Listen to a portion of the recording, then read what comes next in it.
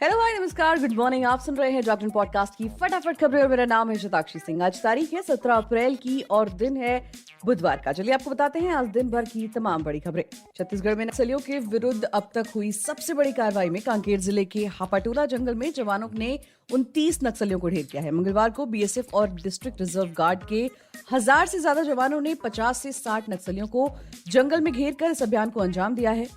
मारे गए कई नक्सलियों की पहचान अभी तक नहीं हुई है, पर घटनास्थल से मिले हथियार से पता चलता है कि ये कई बड़े नक्सली मारे गए हैं। मारे गए नक्सलियों में उनका कमांडर और 25 लाख रुपए का इनामी शंकर राव और 25 लाख की इनामी ललिता भी शामिल है।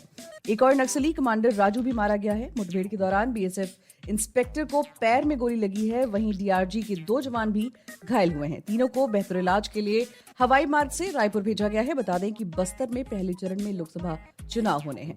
अगली खबर की तरफ बढ़ते हैं। इलेक्शन कमीशन ऑफ इंडिया यानी कि ईएसआई ने सोशल मीडिया प्लेटफॉर्म एक्स को 4 चुनावी पोस्ट हटाने का आदेश दिया। इनमें वाईएसआर कांग्रेस, आप, एन चंद्रबाबू नायडू और बिहार के उप मुख्यमंत्री सम्राट चौधरी के पोस्ट शामिल हैं। ईसीआई का कहना है कि इन 4 पोस्ट ने आचार संहिता का उल्लंघन किया है। एक्स ने कहा कि हम पोस्ट हटा रहे हैं, लेकिन इलेक्शन कमीशन के इस एक्शन से सहमत नहीं है, क्योंकि ये अभिव्यक्ति की आजादी के विपरीत है। हालांकि अभी तक ये नहीं पता चल पाया है कि ये 4 पोस्ट क्या थे। एक्स ने आगे कहा कि हमने उन 4 यूजर्स को भी पोस्ट हटाने की जानकारी दे दी है और ट्रांसपेरेंसी बनी रहे इसके लिए पोस्ट हटाने के आदेश को पब्लिश कर रहे हैं। इलेक्शन कमीशन ने कहा कि ये 4 पोस्ट आचार संहिता का उल्लंघन कर रहे थे। हम किसी भी तरह से अन्य दलों के नेताओं या कार्यकर्ताओं के निजी जीवन के आधार पर राजनीतिक दलों की आलोचना करने की इजाजत नहीं देते हैं।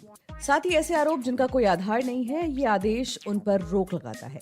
एक्स ने फरवरी में कहा था कि सरकार ने कुछ अकाउंट और पोस्ट हटाने के लिए कहा है, जिसके बाद ये पोस्ट हाइड कर दिए गए हैं। तब भी एक्स ने कहा था कि सरकार की इस कार्रवाई से वो सहमत नहीं है, लेकिन उनका आदेश मानेंगे।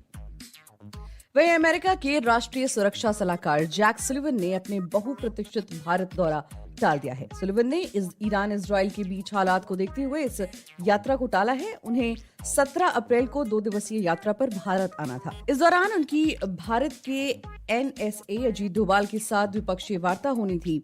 सुलिवन को भारत और अमेरिका के बीच अत्याधुनिक प्रौद्योगिकी को लेकर होने वाली सालाना बैठक की सह अध्यक्षता भी करनी थी। सुलिवन के साथ ही अमेरिका के उप विदेश मंत्री कूट कैंपबेल को भी भारत आना था। उनका भी दौरा रद्द हो गया है। ये इस साल का दूसरा मौका है जब अमेरिकी एनएसए का भारत दौरा रद्द किया गया है। अमेरिकी प्रशासन की तरफ से जल्दी ही उनके आगामी दौरे की योजना बनाने की बात कही गई है, लेकिन इसकी संभावना कम ही नजर आ रही है।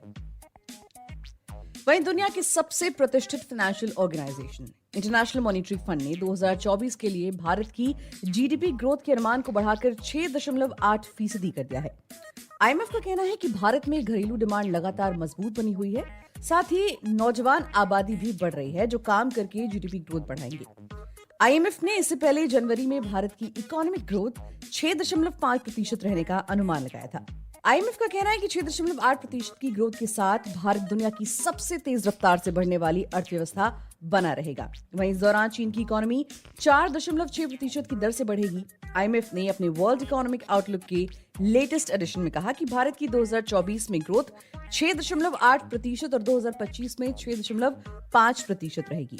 यहाँ पर घरेलू मांग लगातार दमदार बनी हुई है। साथ ही कामकाजी उम्र वाले लोगों की संख्या भी तेजी से बढ़ रही है। बुलेटिन को खत्म करने से पहले जान लेंगे क्या है मौसम का हाल। राष्ट्रीय राजधानी दिल्ली सहित पूरे उत्तर भारत के मौसम का मिजाज इन दिनों बदला हुआ है। कहीं बारिश तो कहीं हीट वेव का दौर जारी है। वहीं इन दिनों दिल्ली वासियों को तपती गर्मी से राहत मिली है। कभी छिटपुट बारिश तो कभी आसमान में काले बादल से दिल्ली के लोगों को लू से अभी राहत मिली हुई है। मौसम विभाग के अनुसार 18 और 21 अप्रैल के दौरान पंजाब, हरियाणा, दिल्ली, उत्तर प्रदेश और राजस्थान में गरज, बिजली और तेज हवाओं के साथ छिटपुट बारिश होने की संभावना है। आने वाले दिनों में दिल्ली वासियों को गर्मी से राहत मिलती रहेगी। दिल्ली में पिछले कई दिनों से तेज धूप के साथ साथ बीच बीच में बादलों का आना जाना बना हुआ है। मौसम विभाग का अनुमान है कि बुधवार को भी आंशिक रूप से बादल छाए रहेंगे। अधिकतम तापमान 35 डिग्री और न्यूनतम तापमान 22 डिग्री सेल्सियस रहने की संभावना है। इसी के साथ आज के लिए फिलहाल इतना ही। देश और दुनिया की तमाम खबरों को जानने के लिए जुड़े रहिए हमारे साथ और सुनते रहिए जागरण पॉडकास्ट का खबरनामा।